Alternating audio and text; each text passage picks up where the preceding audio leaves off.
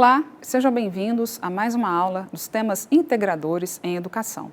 Eu sou a professora Ruth e hoje nós vamos falar sobre educação das relações étnicos-raciais, ensino de história e cultura afro, com foco para as cotas. Bom, essa imagem aqui eu trouxe para vocês para a gente começar a dialogar sobre cotas e entender que quando a gente é democrático, quando a gente pensa no próximo, a sociedade toda tem como ganhar. Tá?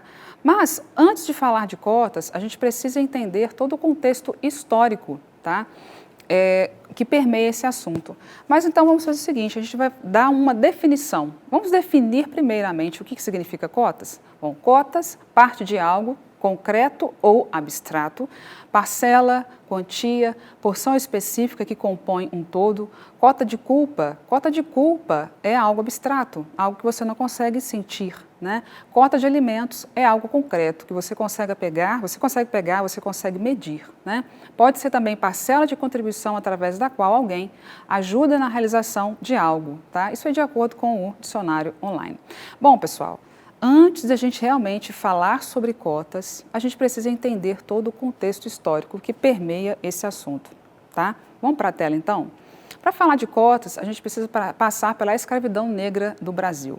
Em 13 de maio de 1888, nós tivemos então a abolição da escravatura no Brasil, onde a princesa Isabel assinou a Lei Áurea. Naquela época, o sistema de produção latifundiário e de monocultura era um sistema financeiro, econômico, predominante há décadas no Brasil. E a gente não precisa pensar muito que esse sistema de monocultura e latifundiário dava para poucas pessoas muitas terras, e muitas pessoas nada tinham. Vamos lá. Durante 354 anos, houve escravos negros no Brasil. Após a abolição, a população escravizada não recebeu garantias do Estado, nem qualquer ação de políticas públicas em seu favor. Dessa forma, a gente pode perceber, então, que se já existia um abismo entre os negros escravizados e a população que o escravizava, já existia esse abismo, com a abolição e eles sendo jogados na sociedade sem nenhum tipo de ajuda, esse abismo se aprofundou, então, ainda mais. Vamos analisar aqui os dados relevantes da nossa época, nesse momento agora. Tá? Negros e pardos representam 53% de toda a população brasileira. Nossa população hoje está estimada em aproximadamente 200 milhões de brasileiros. 53,6% significa que mais da metade da população ela é preta ou parda. Tá? Ok? Volta lá. Existe pouca participação em espaços considerados importantes, como chefia de empresas e outros cargos de relevância social. Olha só, não é difícil a gente perceber isso. Se você entrar hoje em uma grande empresa, grandes corporações, e se você pedir para ser atendido hoje pelos responsáveis, diretores, os gerentes, uma pessoa branca irá te atender. Vamos voltar? Apenas 12% da população preta, 13% da parda tem ensino superior. Entre os brancos, o número é 31%. Olha aqui, 31% é mais que o dobro. Deu para entender? Volta lá. O salário da população preta e parda equivale a 59,2% da população branca. E o que você acha disso? As mulheres negras, o salário delas equivalem a 35% de um homem branco, segundo os dados do PNAD, que é Pesquisa Nacional de Amostras em Domicílio, realizado em 2014. Bom, então, de acordo com essas análises, a gente consegue perceber e entender que é preciso, então, que haja ações que possam garantir a igualdade de acesso à educação e ao emprego. Tá? E para a gente falar dessa ação, dessas ações, que nós vamos falar sobre as ações afirmativas que tendem, que vêm para justamente tentar equiparar isso, a gente precisa falar de uma palavrinha muito interessante, que é equidade. Volta lá para a imagem, tá? Por que a gente precisa falar de cotas, Bom, de acordo com Aristóteles, a gente tem a equidade aristotélica, devemos tratar igualmente os iguais e desigualmente os desiguais na medida da sua desigualdade. Olha só essa imagem, observa essa imagem para você ver. Nós temos 3 pessoas aí, existem 2 cenas, tá? Nessa primeira imagem, essas 3 pessoas, elas receberam o mesmo recurso, um banquinho, para assistir a um jogo de beisebol, tá?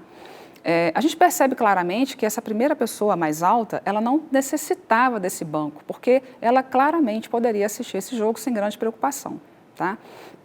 Agora, a criança do meio, né, ela precisava desse recurso na medida, né, da sua necessidade. Tanto que ela assiste a esse jogo sem grandes problemas. O problema é que a criança menor ali, né, ela mesmo com aquele recurso, ela não conseguiu assistir ao jogo. Então, o que a gente tem que fazer? O que teria então que ser feito para que ela pudesse então usufruir daquele momento da mesma forma que os demais? A ela foi dado então 2 banquinhos, né? Aumentamos então o recurso, né, para que ela pudesse assistir então ao jogo sem grandes problemas, tá? A gente fala de cotas, a gente está abordando esse tema, tá? Mas como que as cotas surgiram?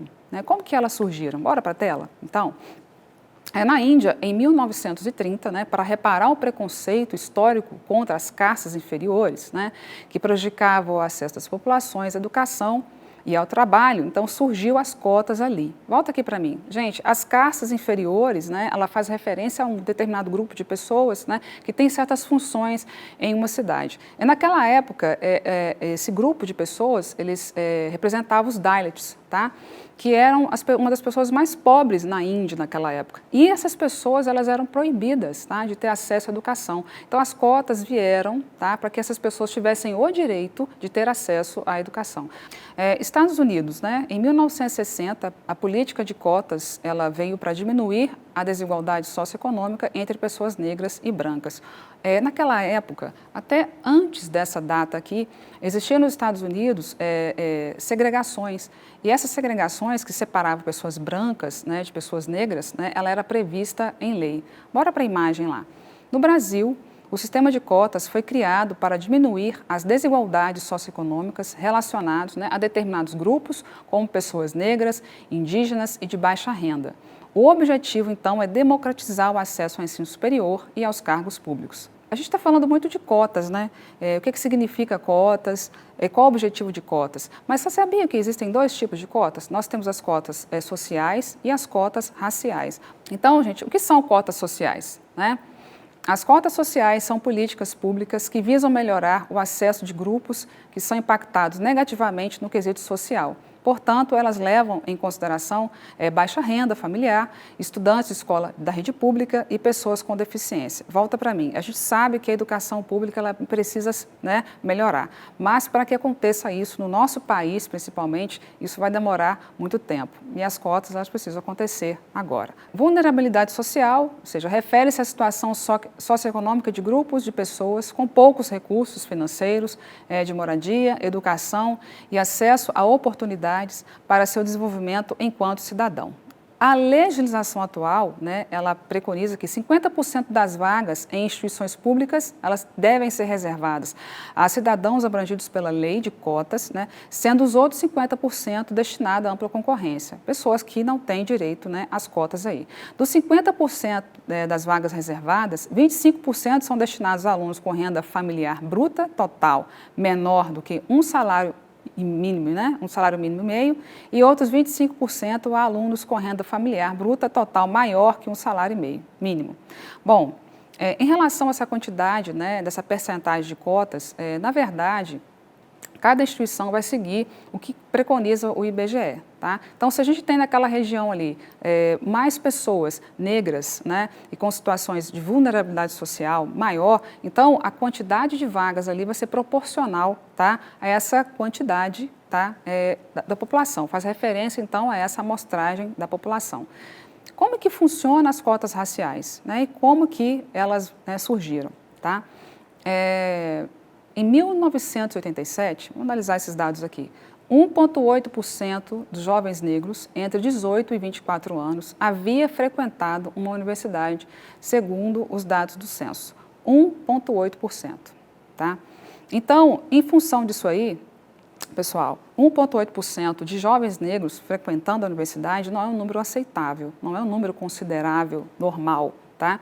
Então, por isso, então, houve, volta lá na tela, o movimento negro, né, que reivindica as políticas públicas em torno do direito universal de acesso ao ensino. Tá? E aí, no ano 2000, a gente teve a lei estadual, a Universidade Estadual do Rio de Janeiro, a UERJ, foi a pioneira em conceder uma cota de 50% em cursos de graduação por meio de processo seletivo para estudantes em escolas públicas. Então, olha só, a UERJ, então, ela foi a pioneira em cotas sociais, né? Quando ela começa, então, a inserir no campus, né, na universidade, destinar vagas para as pessoas, né, com renda familiar baixa. Volta lá. Em 2004, a UNB, ela começa, então, a implementar ações afirmativas para negros no vestibular. A gente teve a consolidação das cotas, né, através da Lei 2.711, de agosto de 2012, onde todas as instituições de ensino, né, até 2016, deveriam ofertar vagas para estudantes egressos das escolas públicas, considerando, então, os fatores raciais e sociais. Nós entendemos, então, que as cotas sociais fazem referência às pessoas de baixa renda, né, que têm renda familiar muito baixa. E a gente vai falar um pouquinho agora sobre as cotas raciais, tá? Olha lá, cotas raciais são políticas afirmativas que visam diminuir as disparidades econômicas, sociais e educacionais. Elas surgiram nos Estados Unidos em 1960 como resultado das lutas, né, do movimento negro, né? No Brasil, as cotas surgiram no ano 2000, sendo a Universidade Estadual de Janeiro a pioneira, tá? As cotas passaram a ser constitucionais em 2012 com voto unânime do Supremo Tribunal Federal. Então, as cotas raciais agem contra a desigualdade. A gente precisa, então, aprofundar o conhecimento em relação às cotas, tá? E entender qual é a necessidade das cotas, o porquê das cotas. As cotas raciais são a medida de ação contra a desigualdade num sistema que privilegia, né, um grupo racial em detrimento de outros, né, esses oprimidos perante a sociedade. Importante validar que as cotas raciais não se aplicam somente às pessoas negras, tá? Os indígenas também sofreram com a colonização, eles também foram prejudicados. Então, por isso também precisamos, né, ofertar a eles também condições que ele tenha acesso à educação, tá? Olha lá. Há em alguns lugares cotas diferenciadas para pessoas pardas, né? Também, caso contrário, estão inclusas nas cotas para negros. Gente, como que as pessoas fazem para usufruir das cotas? Quais são os passos que elas devem seguir? Eu vou falar sobre isso aqui e sobre alguns questionamentos que podem vir, né, com esse tipo de recurso que as pessoas têm. Para que as pessoas tenham acesso às cotas, né, ela tem que assinar um termo que se autodeclara negras, indígenas ou pardas, né, que então será garantia documental do uso dessa política afirmativa. Para a gente entender isso, né, hoje a gente tem então esse tipo de recurso. A pessoa vai lá, ela tem um documento, ela se autodeclara negra ou parda, né, e encaminha para a instituição, tá? Olha lá. Só que aí a instituição pode decidir fazer ou não uma entrevista com ela, tá? Depende então da instituição, tá? Pode acontecer também discórdia por subjetividade. Existem situações, sim, em que acontece isso, né? Em que uma pessoa ela chega, ela se autodeclara negra, né? E pode ter discórdia. Não, mas você não é negro, né? Você não é assim. Por que então que a gente fala de cotas, né? Qual é realmente a importância de a gente tratar desse tema? A sociedade brasileira, ela é racista, né? A gente vive num sistema opressor. A gente sabe, nós vemos todos os dias situações, né, onde a gente consegue perceber o racismo. No nosso país, o racismo ele sempre foi velado, diferentemente nos Estados Unidos, que era previsto em lei, tá? Sempre foi velado. A nossa relação aqui no país, ela ainda precisa passar por um grande diálogo e entender que, sim, né, nós somos racistas e precisamos mudar esse nosso comportamento. As questões históricas de escravidão e a disparidade das oportunidades concedidas a brancos e negros. A preocupação do Estado em democratizar mais acesso à universidade e em incluir a população negra nesse processo. A equidade de oportunidades. Estamos falando novamente de equidades, tá? Ou seja, de equiparar essas disparidades, né? A gente fornecer, então, condições para que todas as pessoas tenham, então, recursos, né? E elas consigam, então, alçar caminhos de igual para igual, com todos, tá? Melhoria na educação de base, né? De acordo com a IPEA, a estimativa de 50 anos para que haja uma melhora, né, efetiva. Toda vez que a gente fala em cotas, a primeira coisa que as pessoas elas começam a indagar é o seguinte: não tem que ter haver cotas, tem que ter melhoria na educação básica. Mas a estimativa, né, do IPEA é que isso demore 50 anos. E como eu já tinha falado anteriormente, nós não podemos esperar 50 anos para que as pessoas tenham acesso à educação de qualidade. Cotas é para agora, os direitos são garantidos e tem que ser para agora, não dá para esperar muito tempo, tá? As cotas também são medidas emergenciais, né, e temporárias, para que até que as disparidades de oportunidades elas diminuam. Cotas não é para sempre. Ela tem um tempo previsto, né, até que a gente consiga realmente perceber na nossa sociedade que todas as pessoas estão tendo direito igual de acesso à educação e trabalho. Vamos analisar os dados das cotas após a sua implementação? Vamos lá. Em 1997, 1,8% da população negra no ensino superior. Então, a gente tinha apenas 1,8% que frequentava o ensino superior. Em 2011, esse valor saltou para 11,9%, um aumento aí de quase 1000%. A gente começa a observar, então, que a gente começa a validar a importância das cotas, né, para esse grupo de pessoas. Em 2014, 30,9% das vagas em institutos federais e 22,4% nas universidades, ela foi destinada a pretos, pardos e indígenas. Antes, né, esse valor, como vocês viram nos slides anteriores, ele era menor. O número de matrículas, né, entre jovens e negros, ele quintuplicou. Olha para mim.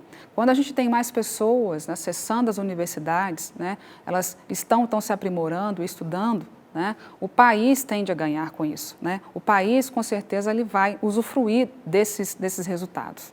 Em 1992, então, 1,5% de jovens negros em universidades. E em 2009, agora a gente tem 8,3%. O que a gente pode concluir com isso, né? As cotas, elas não vieram para discriminar, tá? Elas não vieram para poder fazer separação de pessoas. Elas vieram para equiparar, elas vieram para trazer equidade. Elas vieram para poder, a gente realmente tem uma dívida histórica. Não é que eu, Ruth, né, devo algo a alguém, mas a sociedade no geral precisa realmente equiparar os danos que foram feitos, né, nesses grupos aí. Tá? As cotas vêm para poder acelerar o processo de desenvolvimento de uma nação a partir do momento que a gente pensa que todas as pessoas tendo acesso à educação, elas vão sim melhorar a nação, elas vão trazer resultados positivos para a nação.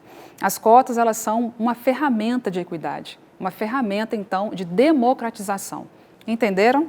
Espero que vocês tenham gostado da aula e até breve.